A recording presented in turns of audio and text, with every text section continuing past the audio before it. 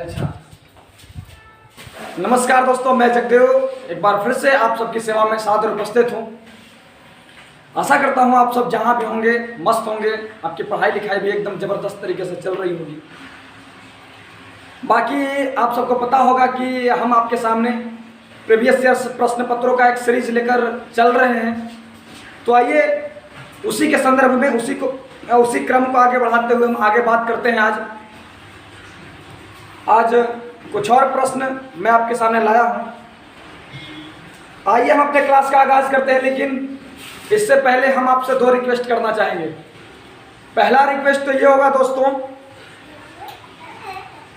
कि यदि आप हमारा ऑफलाइन क्लासेस चाहते हैं, यदि आपको हमारा ऑफलाइन क्लासेस चाहिए तो आप दिए गए नंबर पर संपर्क कर सकते हैं।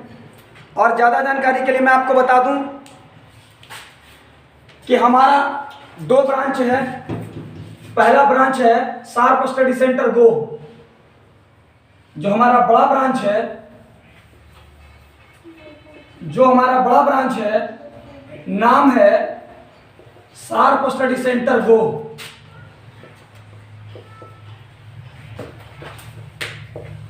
शार्प स्टडी सेंटर ये गो में है। और जो हमारा सेकेंड ब्रांच वो है शार्प स्टडी सेंटर उपहारा।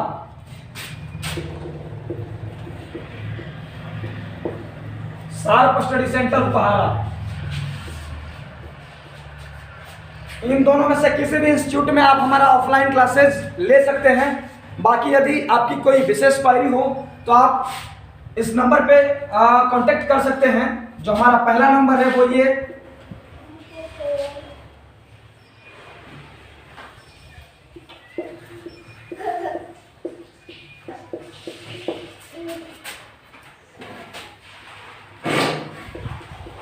ये उपहारा का है। और सेकंड नंबर है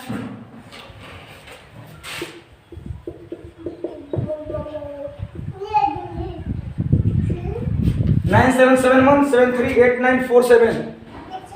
ये आपका गो ब्रांच का नंबर है।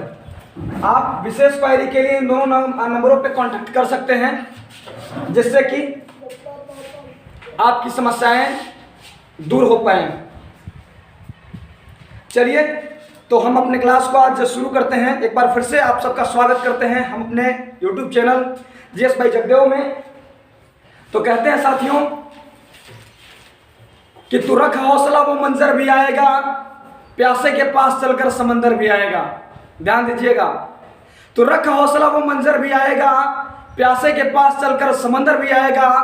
थक कर मत बैठ ऐ मंजिल के मुसाफिर, वो मंजिल भी मिलेगी और मिलने का मजा भी आएगा। सो आइए दोस्तों हम अपने क्लास का आगाज करते हैं और देखते हैं हमारे सामने पहला क्वेश्चन क्या है। आइए देखते हैं।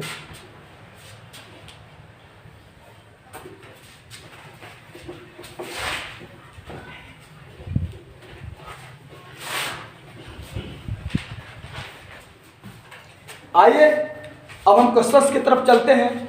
जो हमारा पहला क्वेश्चन है वो इस तरह है कि संतोष ट्रॉफी का संबंध किस खेल से है। संतोष ट्रॉफी का संबंध किस खेल से है? किस खेल से है? संतोष ट्रॉफी का संबंध किस खेल से है? जो आपका ऑप्शन है, फर्स्ट ऑप्शन है हॉकी, सेकंड ऑप्शन से फुटबॉल,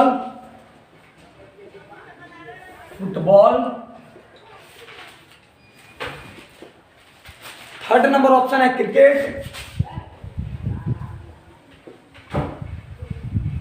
और फोर्थ नंबर है गोल्फ। क्वेश्चन है संतोष ट्रॉफी का संबंध किस खेल से है? ऑप्शन हॉकी, फुटबॉल, क्रिकेट और गोल्फ। आपको सही आंसर का चयन करना है। इस क्वेश्चन का अगर सही आंसर की बात करें तो इसका आंसर हो जाएगा football.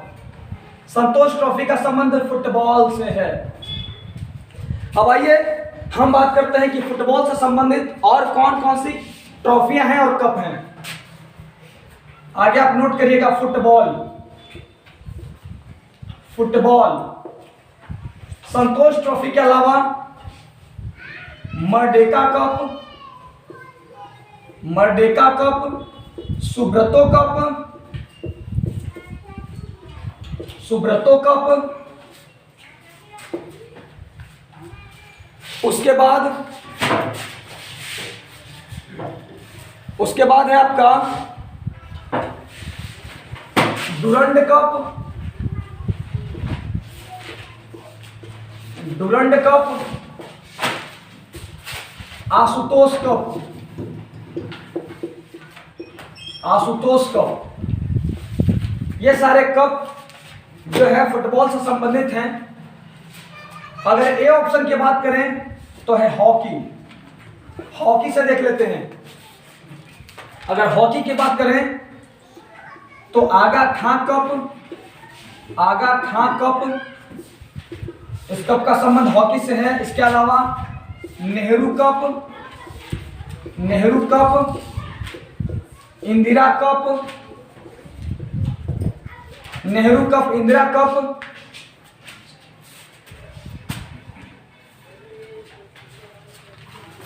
Batten cup, Beighton cup, Dhyanchand cup,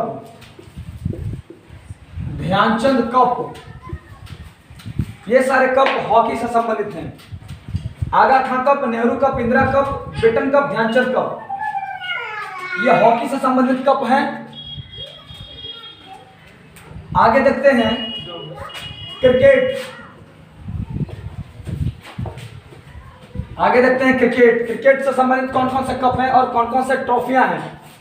अगर क्रिकेट की बात करें तो Ranji trophy, Ranji trophy, Deodhar trophy, Deodhar trophy, Ashes cup, Ashes cup. इसके अलावा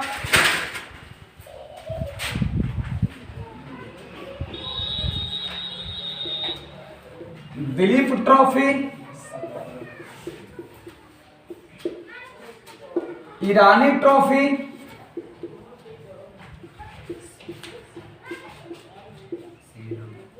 इन सारे ट्रॉफी का संबंध क्रिकेट से है। आप देख सकते हैं Ranji trophy, Deodhar trophy, Ashes cup, Duleep trophy, Irani trophy. आगे अगर गोल्फ की बात करें तो गोल्फ के लिए एक प्रचलित जो ट्रॉफी है वो है Ryder cup. Ryder cup, Ryder cup का संबंध गोल्फ से है। राइडर कप का संबंध गोल्फ से है। आप देख सकते हैं क्वेश्चन से आपके 4 क्वेश्चन डील हो गए, फुटबॉल, हॉकी, क्रिकेट और गोल्फ। आप उसको नोट डाउन कर सकते हैं।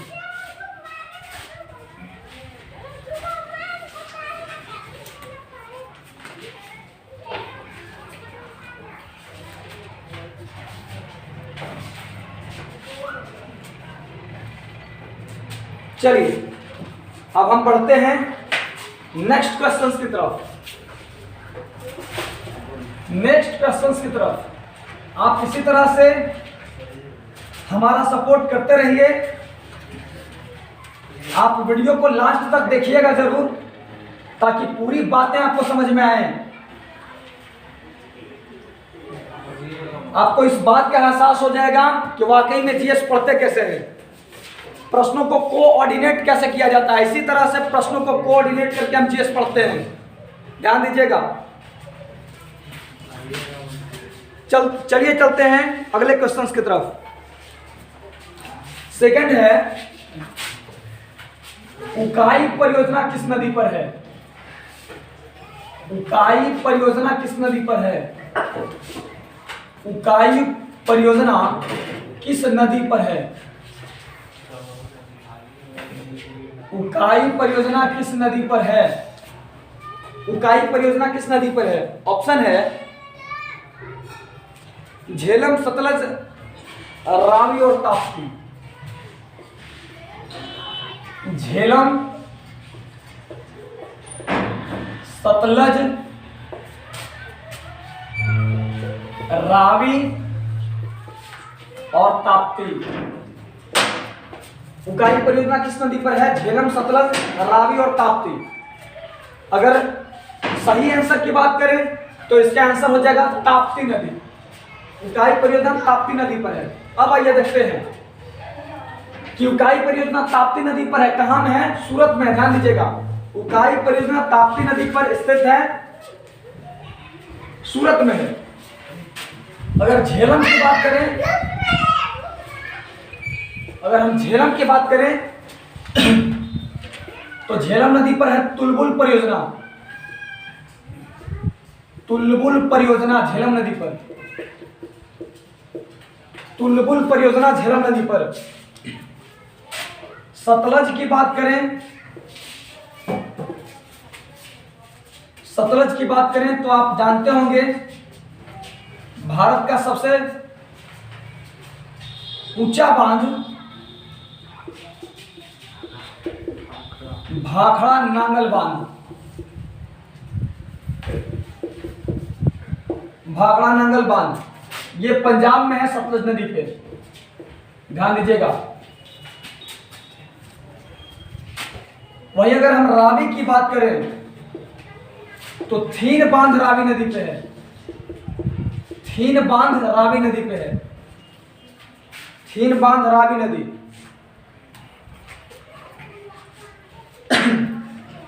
रावी नदी पे थीन बांध।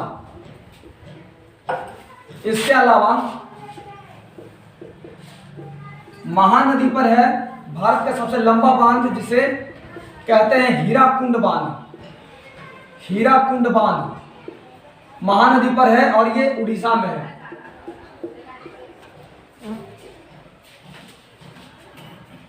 थीन बांध रावी नदी ये भी पंजाब में है। चलिए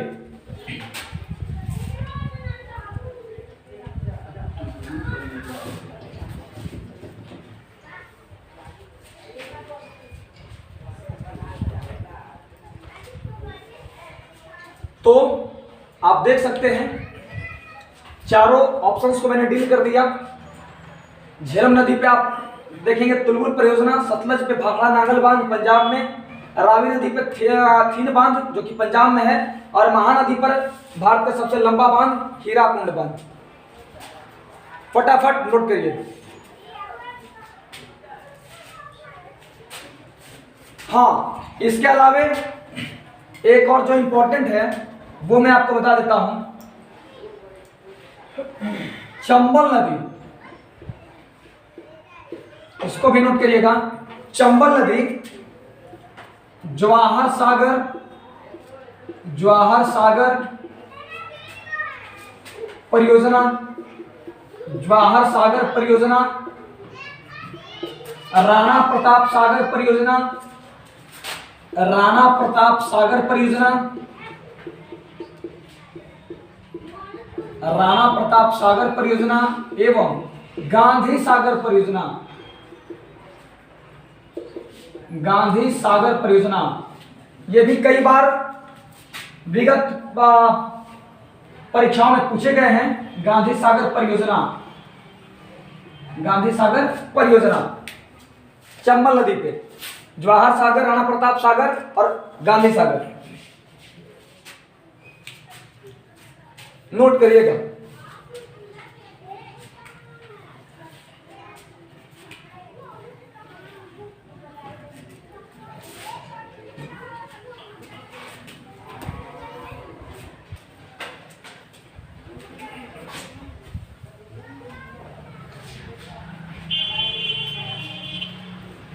चलिए बढ़ते हैं आगे और चलते हैं अगले प्रश्न की तरफ। उम्मीद है आप सब नोट कर लिए होंगे।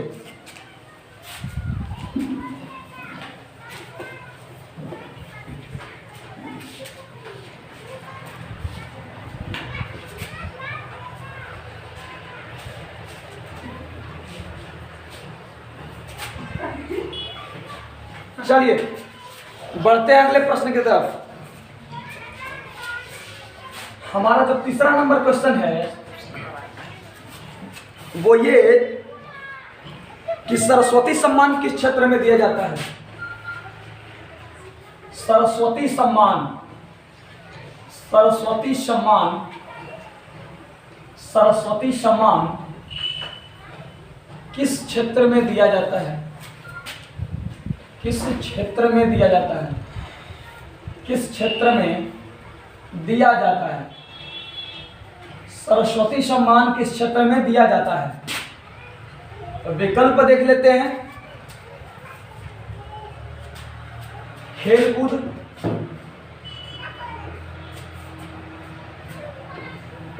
आगे है विज्ञान एवं प्रौद्योगिकी, विज्ञान एवं प्रौद्योगिकी,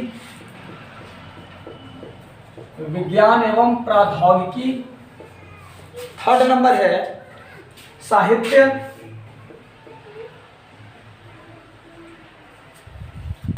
और फोर्थ नंबर क्या है, सामाजिक कार्य, सामाजिक कार्य। सरस्वती सम्मान किस क्षेत्र में दिया जाता है। ए नंबर विकल्प खेलकूद, विज्ञान एवं प्रौद्योगिकी, साहित्य और सामाजिक कार्य। अगर सही आंसर की बात करें तो इसका आंसर हो जाएगा साहित्य के क्षेत्र में दिया जाता है। सरस्वती सम्मान साहित्य के क्षेत्र में दिया जाता है। अब आ जाइए हम देख लेते हैं कि साहित्य के क्षेत्र में और कौन कौन से पुरस्कार दिए जाते हैं। आइए देखते हैं साहित्य के क्षेत्र में। साहित्य के क्षेत्र में ज्ञानपीठ पुरस्कार, ज्ञानपीठ पुरस्कार, बुकर पुरस्कार, बुकर पुरस्कार, ज्ञानपीठ पुरस्कार, बुकर पुरस्कार। ज्ञानपीठ पुरस्कार पाने वाले प्रथम भारतीय जी शंकर कुरूप। ये दोनों पुरस्कार साहित्य के क्षेत्र में दिए जाते हैं। अगर विज्ञान एवं प्रौद्योगिकी की बात करें, अगर विज्ञान एवं प्रौद्योगिकी की बात करें तो इसमें नाम आता है कलिंग पुरस्कार, कलिंग पुरस्कार, कलिंग पुरस्कार। इसके अलावा भटनागर पुरस्कार, भटनागर पुरस्कार,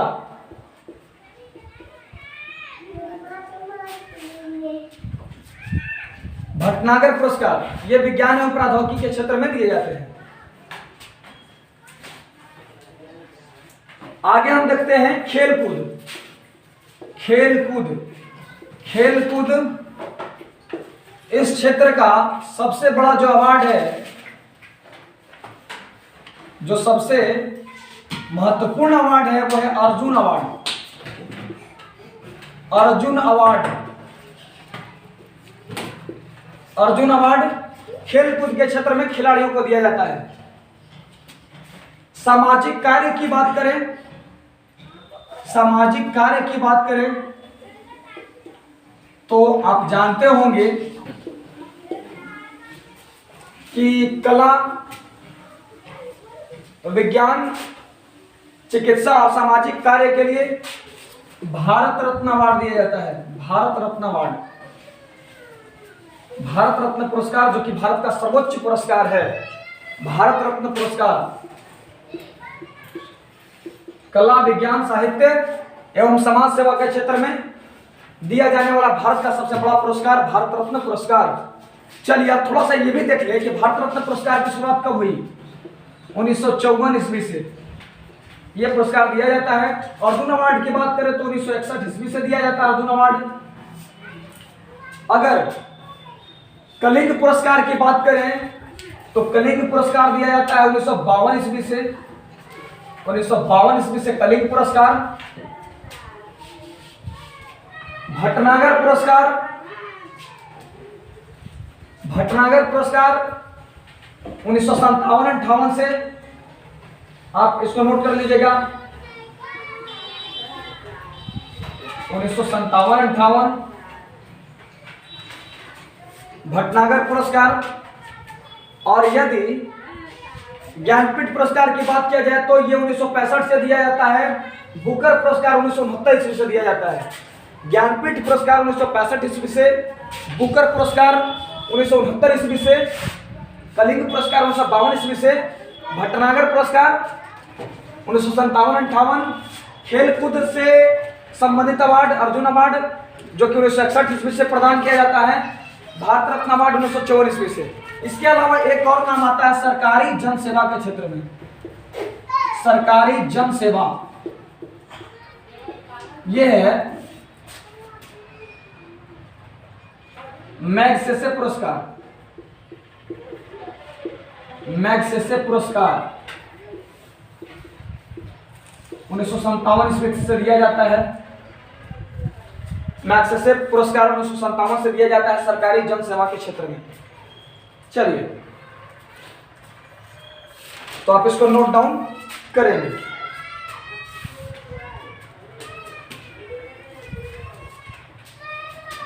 आप इसको नोट डाउन करिए।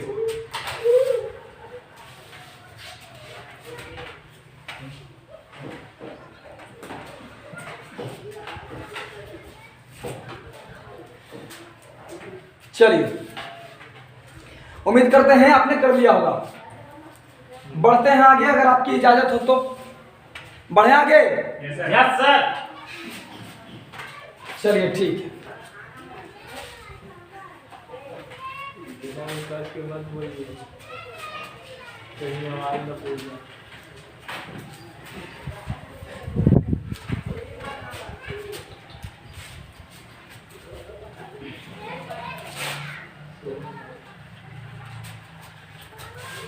चलिए चलते हैं नेक्स्ट क्वेश्चन की तरफ।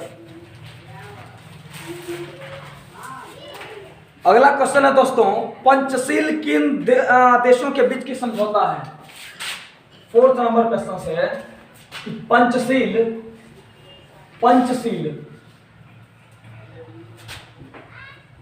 किन दो देशों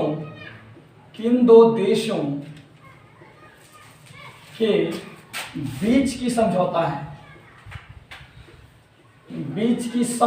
है? पंचशील किन दो देशों के बीच की समझौता है? विकल्प है आपका भारत नेपाल,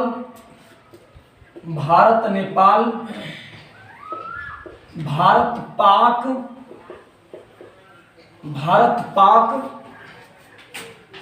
भारत चीन और भारत श्रीलंका। भारत चीन और अगला विकल्प है भारत श्रीलंका।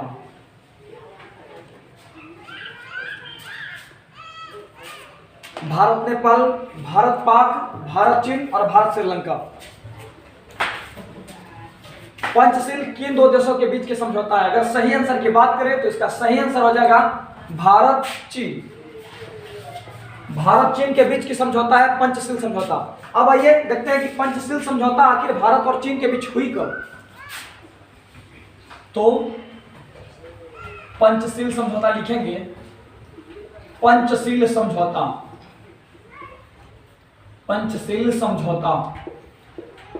ये भारत और चीन के बीच हुआ था 1954 ईस्वी में। 1954 ईस्वी में। चलिए, अगर समझौते की बात हमने छेड़ दी है तो ये भी जान लेते हैं, क्या जान लें? ये भी जान लें कि शिमला समझौता किसके किसके बीच हुआ? शिमला समझौता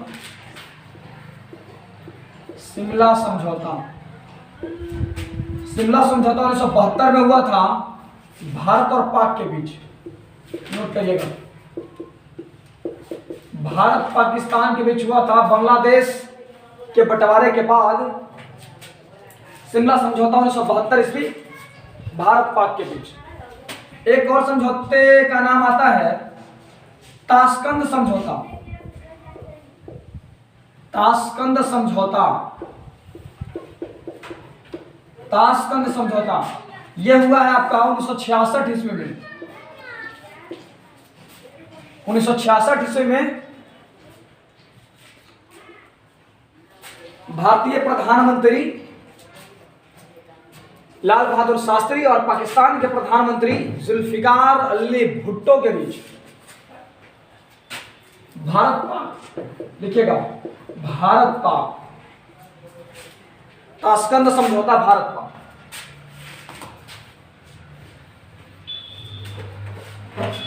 अच्छा, अगर आप गौर से देखें भारत नेपाल पहले ऑप्शन को, तो भारत और नेपाल के बीच एक संयुक्त सैन्य अभ्यास भी होता है। यदि आपको पता है तो ठीक है, नहीं तो मैं आपको बता देता हूं कि भारत और नेपाल के बीच एक संयुक्त सैन्य अभ्यास भी होता है। संयुक्त सैन्य अभ्यास लिखेंगे नीचे, संयुक्त सैन्य अभ्यास, स्टार देखें, संयुक्त सैन्य अभ्यास, सैन्य अभ्यास, संयुक्त सैन्य अभ्यास भारत नेपाल, भारत नेपाल के बीच होता है। मित्र शक्ति,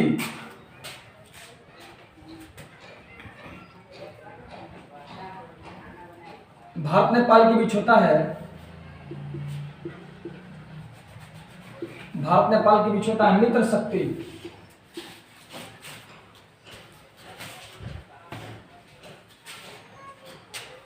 सॉरी, भारत नेपाल के बीच मित्र शक्ति नहीं, भारत नेपाल के बीच मित्र शक्ति नहीं, सूर्य किरण, सूर्य किरण,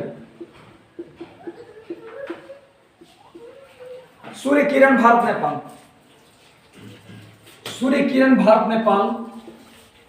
अगर भारत श्रीलंका की बात करें तब आएगा मित्र शक्ति, मित्र शक्ति, मित्र शक्ति, मित्र शक्ति भारत और श्रीलंका का संयुक्त अभ्यास है। वहीं अगर भारत और चीन की बात करें, जैसा कि आपके एक विकल्प में है भारत और चीन, हाँ, भारत और अगर चीन की बात करें तो यहां पे hand in hand, hand in hand, इन दोनों के बीच होने वाला संयुक्त सैन्य अभ्यास है। सूर्य किरण संयुक्त अभ्यास भारत नेपाल के बीच, मित्र शक्ति भारत श्रीलंका, भारत और चाइना के बीच हैंड इन हैंड। फटाफट नोट करिए और बताइएगा कि चीजें क्लियर हो पा रही हैं या नहीं। समझ में आ रहा है बात? चलिए, बहुत बढ़िया।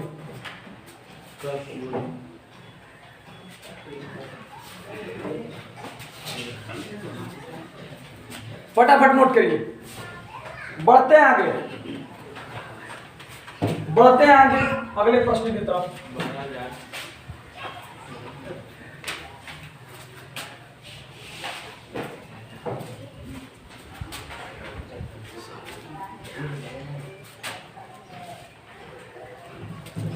आप जो है एकदम शिद्दत के साथ, पूरे कंसंट्रेशन के साथ आप बस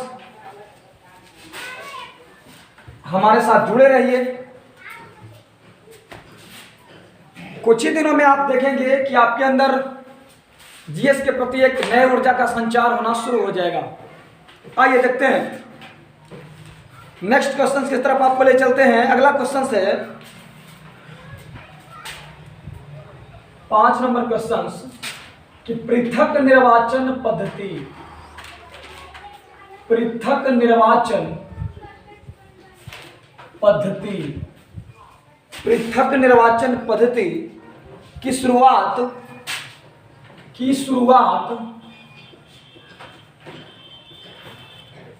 पृथक निर्वाचन पद्धति की शुरुआत निम्न में से किसके द्वारा हुआ? निम्न में से किसके द्वारा हुआ? निम्न में से किसके द्वारा हुआ? निम्न में से किसके द्वारा हुआ? अगर विकल्प की बात करें तो पहला है भारतीय संवैधानिक सुधारों पर रिपोर्ट। भारतीय संवैधानिक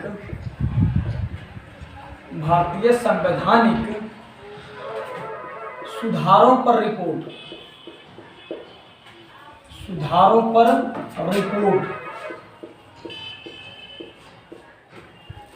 1918। भारतीय संवैधानिक सुधारों पर रिपोर्ट 1918। अगला ऑप्शन है मॉन्टेग्यू चेम्सफोर्ड सुधार। मॉन्टेग्यू चेम्सफोर्ड सुधार।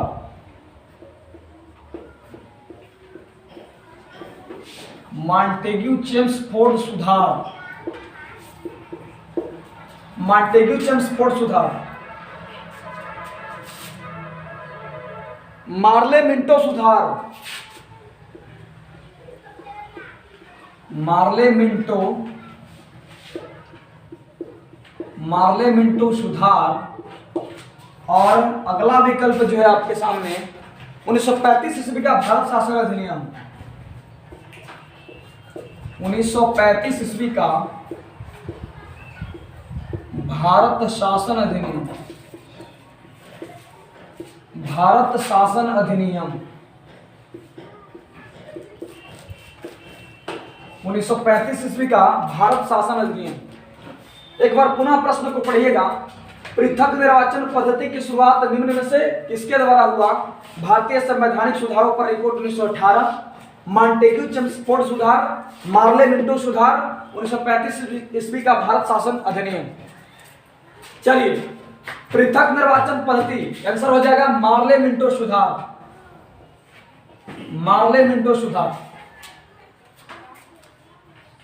मार्ले मिंटो सुधार इसका सही उत्तर हो जाएगा। अब आ जाइए कि मार्ले मिंटो सुधार ये क्या था? तो इसी ये जो सुधार है 1909 ईस्वी की घटना है। ये 1909 ईस्वी की घटना है। उस समय तत्कालीन भारत मंत्री लॉर्ड मार्ले और लॉर्ड मिंटो द्वितीय के बीच ये सुधार कार्यक्रम हुआ था। इन दोनों ने मिलकर किया था और इसमें पहली बार भारत में मुसलमानों को पृथक निर्वाचन पद्धति, पहली बार मुसलमानों के लिए पृथक निर्वाचन पद्धति की शुरुआत की गई। वही है पृथक निर्वाचन पद्धति। हिंदू और मुस्लिम के लिए अलग अलग निर्वाचन पद्धति प्रणाली शुरू हुई। मार्ले मिंटो सुधार 1909 ईस्वी के कार्यक्रम द्वारा। आ जाइए आगे, मॉन्टेग्यू चेम्सफोर्ड सुधार। यह घटना है 1919 ईस्वी का। तत्कालीन वायसराय थे लॉर्ड चेम्सफोर्ड। 1935 ईस्वी का भारत शासन अधिनियम। चलिए, 1935 ईस्वी का भारत शासन अधिनियम, ये इसके द्वारा क्या हुआ था? इसके द्वारा हुआ ये कि 1919 ईस्वी में जो प्रांतों में द्वैध शासन प्रणाली थी, जो प्रांतों में द्वैध शासन लागू किया गया था, उसको वहां से विस्थापित करके केंद्र में द्वैध शासन लागू किया गया। यानी केंद्र में द्वैध शासन लागू हुआ। केंद्र में द्वैध शासन की शुरुआत हुई। द्वैध शासन, केंद्र में द्वैध शासन की शुरुआत 1935 ईस्वी के भारत शासन अधिनियम से। रिजर्व बैंक ऑफ इंडिया की स्थापना हुई है 1935 में। आरबीआई की स्थापना आप जानते होंगे, कई बार मैं आपको बता चुका हूं आरबीआई की स्थापना। चलिए, इतना नोट डाउन करिए।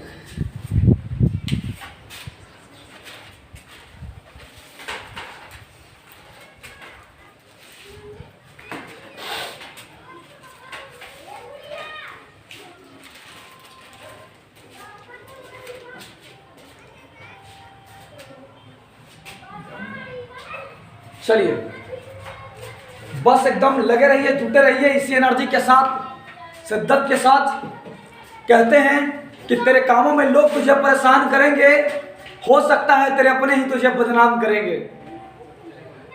तेरे कामों में लोग तुझे परेशान करेंगे, हो सकता है तेरे अपने ही तुझे बदनाम करेंगे, लेकिन सिर्फ एक बार तुम डट जाना मैदान में और लड़ जाना अपनी कामयाबी से, फिर तो ये दुनिया क्या, अरे खुदा भी झुककर तुझे सलाम करेंगे। तो बस साथियों, आप मेरे साथ बने रहिए। चलिए बढ़ते हैं आगे, अगले क्वेश्चन की तरफ आपको ले चलते हैं। देखते हैं अगला क्वेश्चन क्या आता है।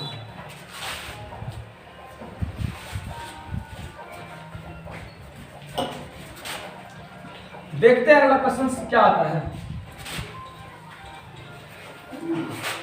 चलिए आइए, 6ठा नंबर क्वेश्चन है, अलाई दरवाजा का निर्माण किस शासक के द्वारा किया गया था?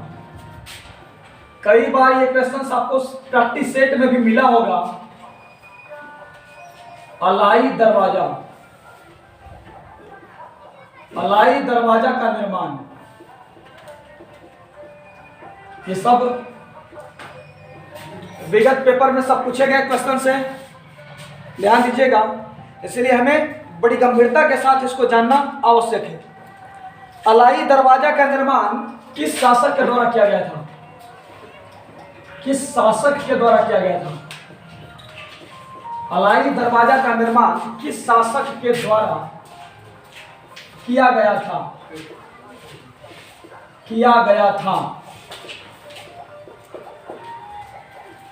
अलाई दरवाजा का निर्माण किस शासक के द्वारा किया गया था? आइए, अगर विकल्प की बात करें तो आपका जो फर्स्ट नंबर विकल्प है वो है Firoz Shah Tughlaq. Firoz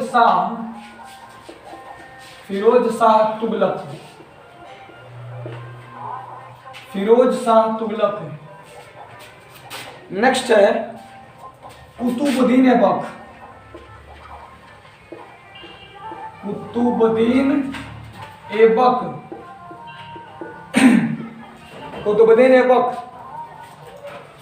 Alauddin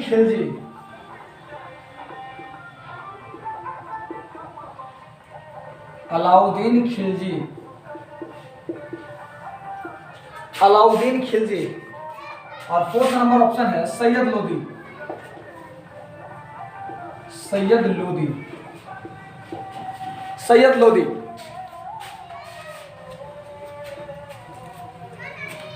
what is the answer?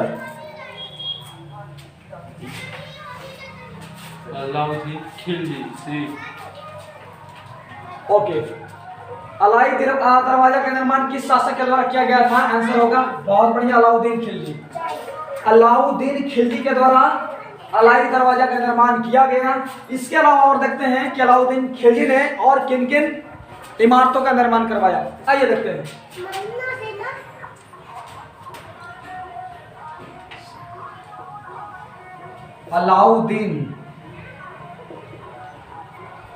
Alauddin Khilji के द्वारा किए गए कार्य, अलाउद्दीन खिलजी के द्वारा किए गए कार्य। अगर भवनों की बात करें, इमारतों की बात करें, इमारत तो जमैयत खाना मस्जिद।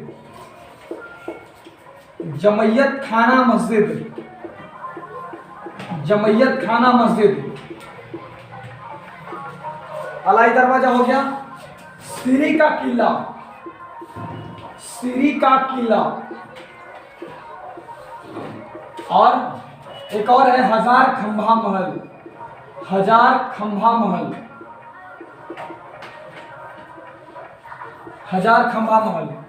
जमैयत खाना मस्जिद, सीरी का किला, हजार खंभा महल, इन तीनों इमारत का निर्माण अलाउद्दीन खिलजी ने करवाया था। इसके अलावा इसके अन्य जो महत्वपूर्ण काम है वो मूल्य नियंत्रण प्रणाली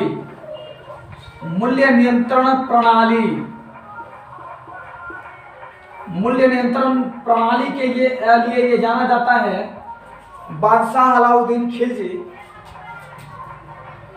इसके अलावा अस्थाई सेना एवं नकद वेतन एवं नकद वेतन, अस्थाई सेना एवं नकद वेतन।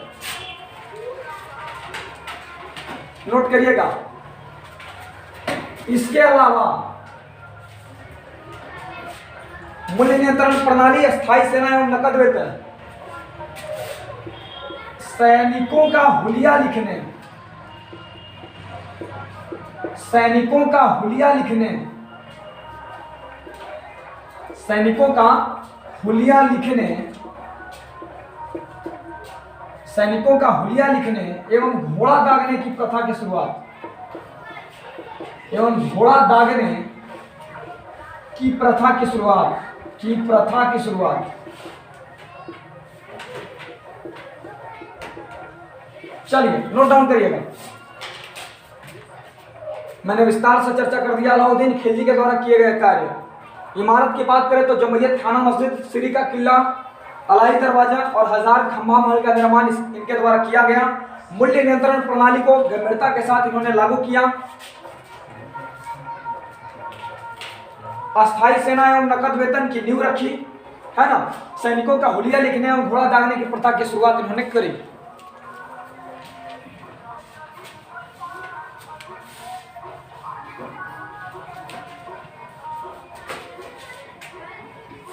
चलिए फटाफट नोट डाउन करिए।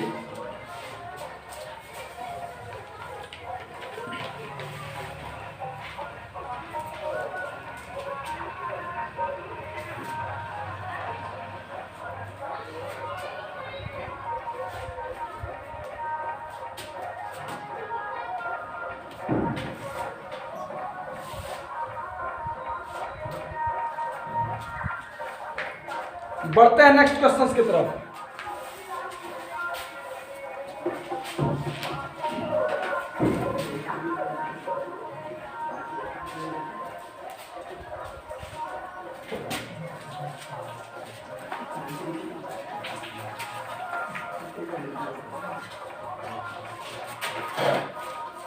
चलिए देखते हैं अगला क्वेश्चन क्या है। 7th number question.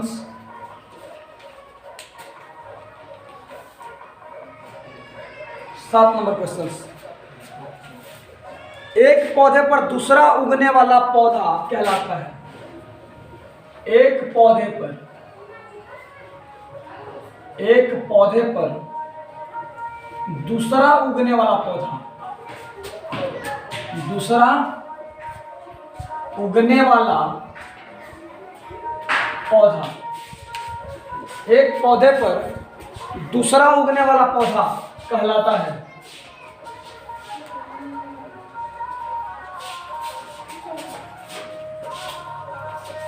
एक पौधे पर दूसरा उगने वाला पौधा कहलाता है।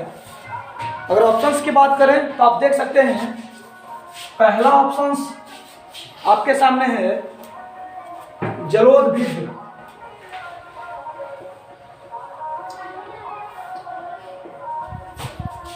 जलोदभिद। सेकंड है मरूदभिद, मरूदभिद। थर्ड नंबर है हेलोफाइट, हेलोफाइट, हेलोफाइट। और फोर्थ नंबर है डी नंबर ऑप्शन एपीफाइट।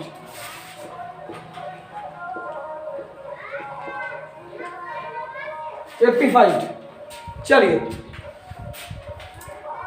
एक पौधे पर दूसरा उगने वाला पौधा क्या कहलाता है?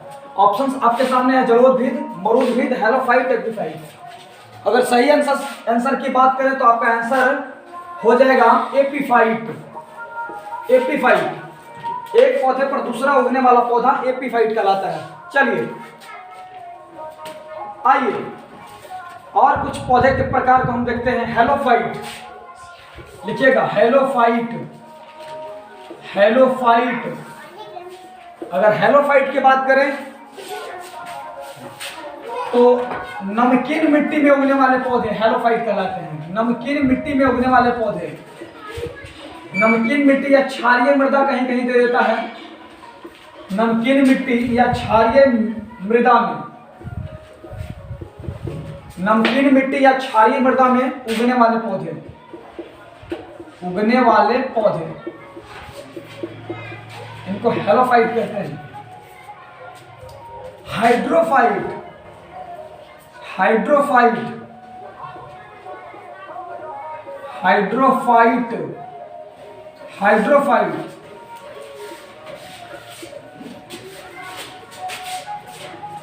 ये जल प्लावित क्षेत्रों में पाया जाने वाला पौधा है। जल प्लावित क्षेत्रों में उगने वाला पौधा,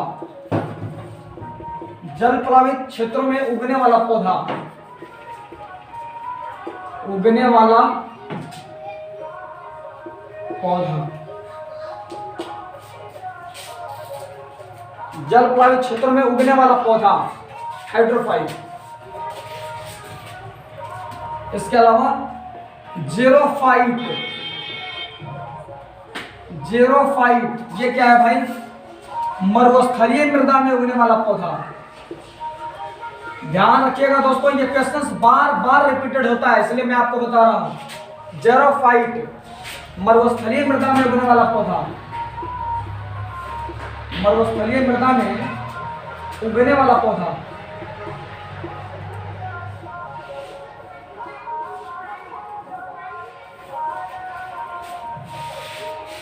मरुस्थलीय मृदा में उगने वाला पौधा जेरोफाइट। लिथोफाइट, लिथोफाइट, लिथोफाइट चट्टानों पर उगने वाले पौधे, चट्टानों पर उगने वाले पौधे, चट्टानों पर उगने वाले पौधे ये लिथोफाइट कहलाते हैं। चलिए इतना नोट डाउन करिए, चट्टानों पर उगने वाले पौधे लिथोफाइट।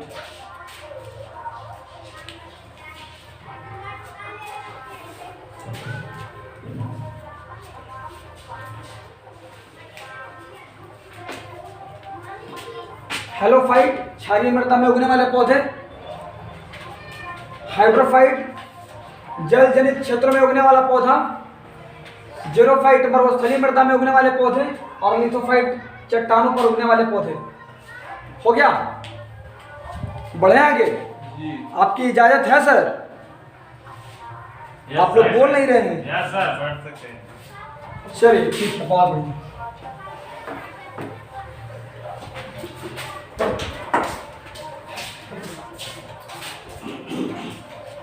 चलिए आइए बढ़ते हैं अगले क्वेश्चन की तरफ।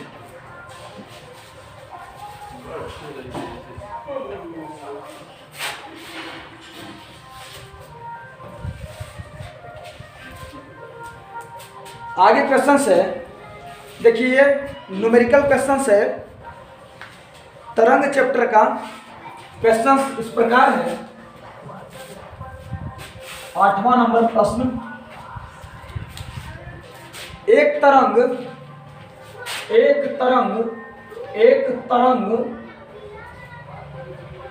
0.8 सेकेंड में, एक तरंग 0.8 सेकेंड में 24 चक्र पूरा करती है। 24 चक्र पूरा करती है, 24 चक्र पूरा करती है। एक तरंग 0.8 सेकंड में 24 चक्र पूरा करती है, तो तरंग की आवृत्ति क्या है? तरंग की आवृत्ति क्या है? तरंग की आवृत्ति क्या है? तरंग की आवृत्ति क्या है? ऑप्शंस भी देख लेते हैं। फर्स्ट नंबर ऑप्शन है 30 हर्ट्ज,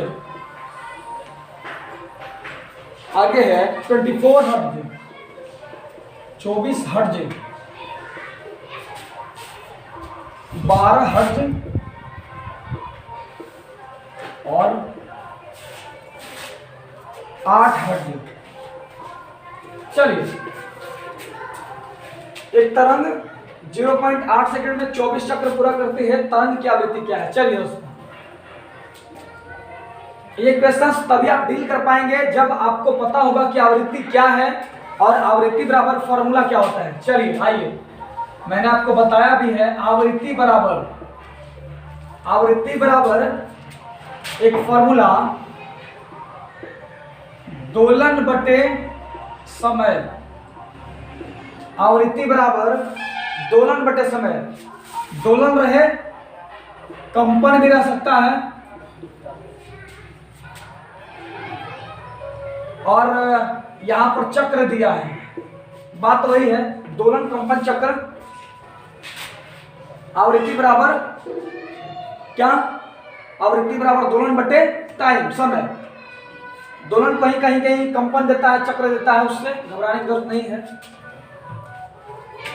आवृत्ति का मतलब कोई वस्तु 1 सेकंड में जितना कंपन करती है वो उसकी क्या कहलाती है? आवृत्ति कहलाती है। चलिए आइए, अब इसी फॉर्मूला के ऊपर आपको पुट कर देना है। इसी फॉर्मूला के ऊपर आप पुट कर दीजिए, आपका आंसर निकल के आ जाएगा। देखिए, आवृत्ति बराबर दोलन बटे टाइम। आवृत्ति बराबर दोलन कितना है? 24 और टाइम 0.8 सेकेंड। अगर आप इसको दशमलव को हटाएं तो यहाँ 10 से मल्टीप्लाई करेंगे और 8 आई 24, यानी आपका आंसर आ जाएगा 30 हर्ट्ज। 30 हर्ट्ज आंसर हो जाएगा, option number A 30 hertz.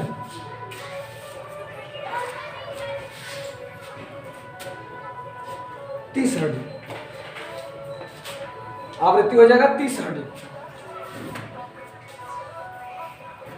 Numerical का 1-2 प्रश्न आपको देखने के लिए मिल सकता है, बाकी धीरे धीरे हम आपके सामने ला ही रहे हैं प्रश्न, चाहे वो न्यूमेरिकल के प्रश्न हो या फिर किसी भी सब्जेक्ट से कोई क्वेश्चंस हो। हर प्रकार के क्वेश्चंस हम आपके सामने ला रहे हैं। और मजे की बात यह है कि सारे ये पूछे हुए क्वेश्चंस हैं, एक भी अपने मन से बनाया हुआ क्वेश्चंस नहीं है। आप चाहे तो देख सकते हैं। चलिए बढ़ते हैं आगे।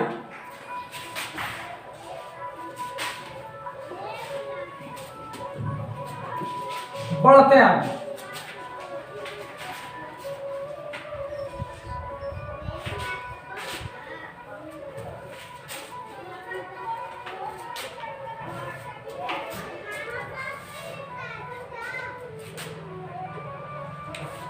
चलिए देखते हैं अगला क्वेश्चन क्या है। पूछता है कि निम्न में से कौन सी संरचना, ये देखिए बायोलॉजी का क्वेश्चन आया, निम्न में से कौन सी संरचना, निम्न में से कौन सी संरचना, निम्न में से कौन सी संरचना प्राकैरियोटिक कोशिका में नहीं पाई जाती है? प्राकैरियोटिक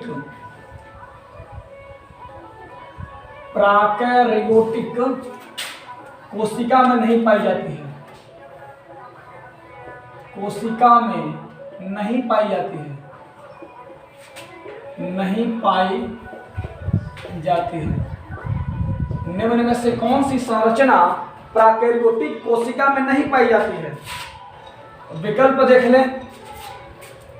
विकल्प है राइबोसोम, राइबोसोम, राइबोसोम, कोशिका झिल्ली, कोशिका झिल्ली, कोशिका झिल्ली, केंद्रक झिल्ली,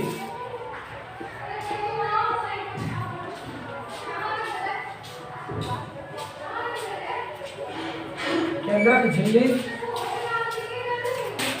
और आखिरी जो आपका विकल्प है वो है कोशिका भित्ति।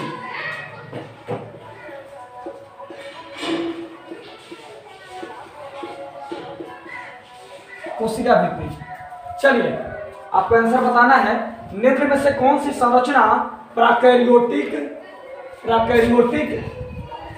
कोशिका में नहीं पाई जाती है? विकल्प है राइबोसोम, कोशिका झिल्ली, केंद्रक झिल्ली, कोशिका भित्ति। अगर सही उत्तर की बात करें तो आपका आंसर हो जाएगा केंद्रक झिल्ली। केंद्रक नहीं है। चलिए आइए समझते हैं प्रोकैरियोटिक कोशिका क्या है, पहले इसको देख लेते हैं। प्रोकैरियोटिक कोशिका, प्रोकैरियोटिक कोशिका, अगर प्रोकैरियोटिक कोशिका को संक्षेप में अगर हम समझें, प्रोकैरियोटिक कोशिका, सबसे पहले तो आप ये समझिए कि कोशिका दो प्रकार के होते हैं। कोशिका दो प्रकार के होते हैं, पहला प्रोकैरियोटिक कोशिका और दूसरा होता है यूकैरियोटिक कोशिका। क्या क्या? पहला प्रोकैरियोटिक कोशिका और दूसरा यूकैरियोटिक कोशिका।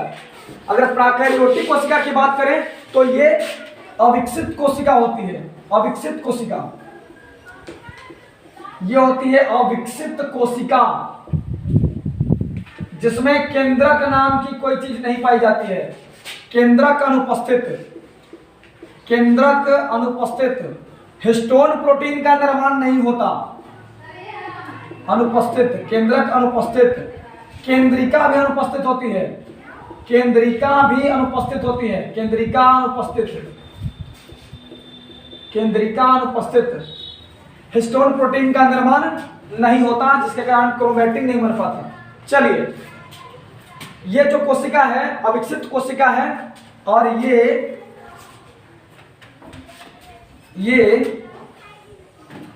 लिखेंगे कि यह कोशिका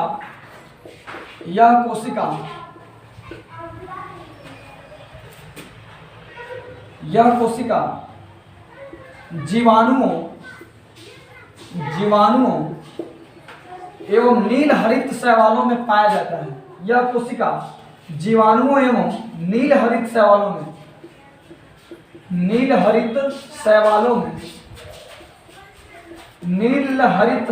में पाया जाता है।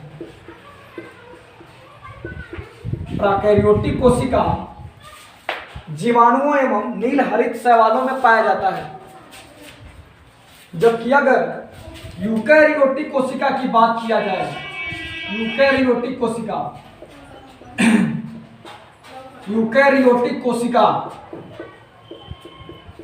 अगर इसकी बात करें तो ये विकसित कोशिका मानी जाती है। ये विकसित कोशिका है, इसमें केंद्रक और केंद्रिका दोनों पाए जाते हैं। केंद्रक एवं केंद्रिका, केंद्रक एवं केंद्रिका का पाया जाना, उपस्थित लिखिए, उपस्थित, केंद्रक एवं केंद्रिका उपस्थित। इसमें क्रोमैटिन बनता है, चूंकि हिस्टोन प्रोटीन इसमें बनता है। यूकैरियोटिक कोशिकाओं में हिस्टोन प्रोटीन का निर्माण होता है, इसलिए क्रोमैटिन बनता है इन कोशिकाओं में। इसके अलावा अगर आप देखें तो यह कोशिका सभी स्तनधारियों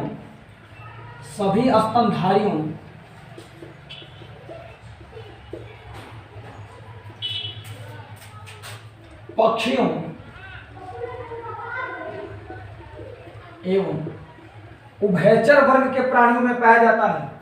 यह कोशिका सभी स्तनधारियों, पक्षियों एवं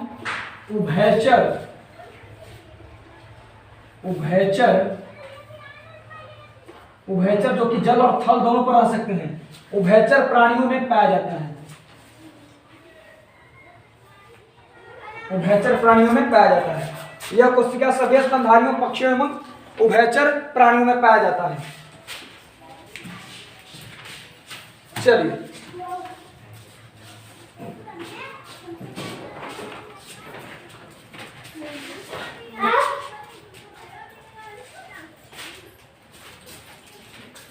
बातें समझ में आ रही है?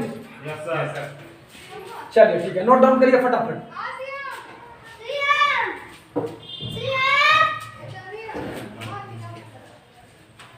फटाफट नोट डाउन करिए।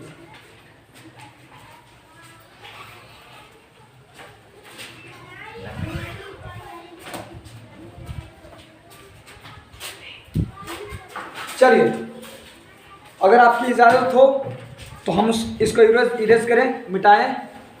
सर चलिए आइए बढ़ते हैं अगले और आखिरी प्रश्न की तरफ। बढ़ते हैं अगले और आखिरी प्रश्न की तरफ। देखते हैं अगला प्रश्न क्या है।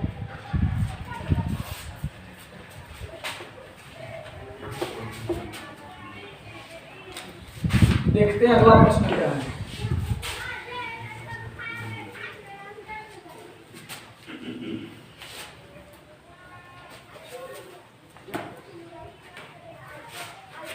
देखते हैं अगला प्रश्न क्या है।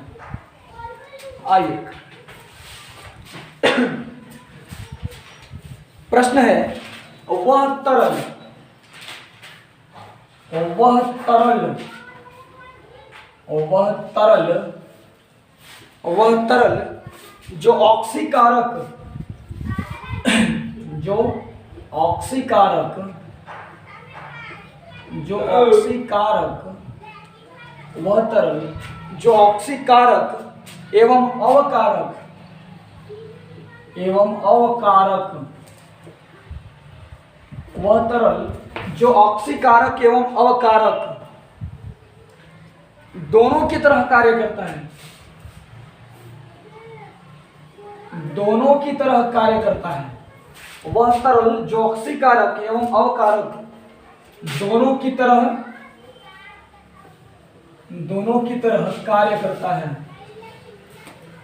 कार्य करता है और वह तरल जो ऑक्सीकारक एवं अवकारक दोनों की तरह कार्य करता है। फर्स्ट है नाइट्रिक अम्ल। नाइट्रिक अम्ल। अगला है गंधकाम्ल।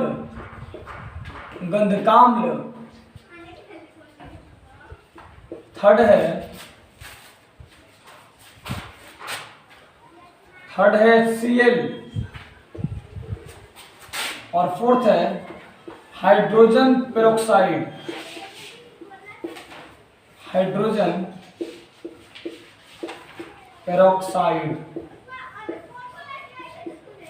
वह तरल जो कि ऑक्सीकारक, ध्यान दीजिएगा, जो कि ऑक्सीकारक की तरह भी काम करता है और अवकारक की तरह भी काम करता है। जो ऑक्सीकारक भी है और अवकारक है, दोनों में कॉमन है। ऑक्सीकारक और अवकारक दोनों है। कौन सा है? हो जाएगा आंसर नाइट्रिक अम्ल, गंधकाम्ल, hydrochloric acid, hydrogen peroxide. Answer हो जाएगा हाइड्रोजन पेरोक्साइड। अब आइए तो देखते हैं हाइड्रोजन पेरोक्साइड के उपयोग क्या है। हाइड्रोजन पेरोक्साइड के उपयोग आपने पढ़ा होगा कि हाइड्रोजन पेरोक्साइड का प्रयोग पुराने तैल चित्रों को, इसका प्रयोग पुराने तैल चित्रों को, पुराने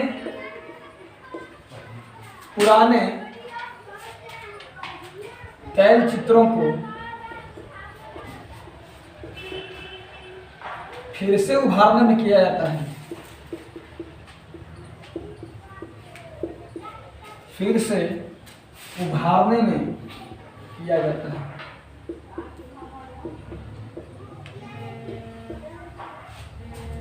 हाइड्रोजन पेरोक्साइड, इसका प्रयोग पुराने तैल चित्रों को फिर से उभारने में किया जाता है।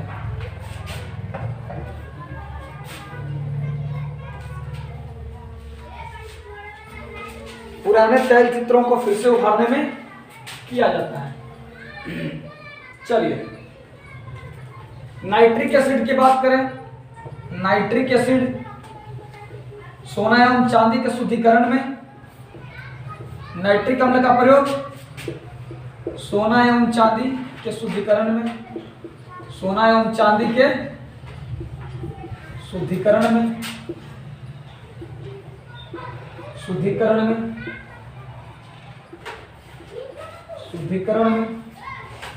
इसका फॉर्मूला क्या होता है भाई? HNO3।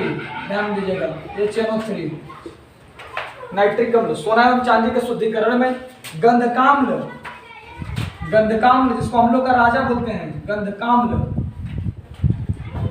इसी का दूसरा नाम है sulphuric acid, H2SO4, H2SO4 sulphuric acid.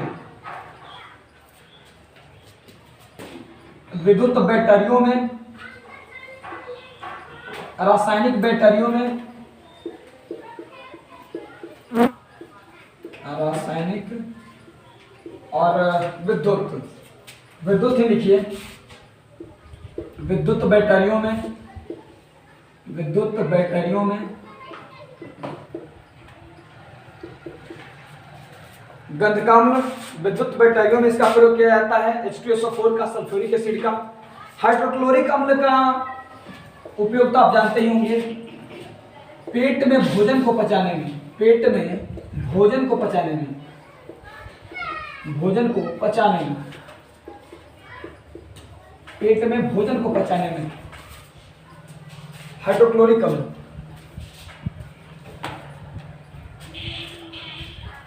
पेट में भोजन को पचाने में हाइड्रोजन पेरोक्साइड का प्रयोग किया जाता है पुराने तैल चित्रों को फिर से उभारने में। नाइट्रिक एसिड सोना एवं चांदी के शुद्धिकरण में।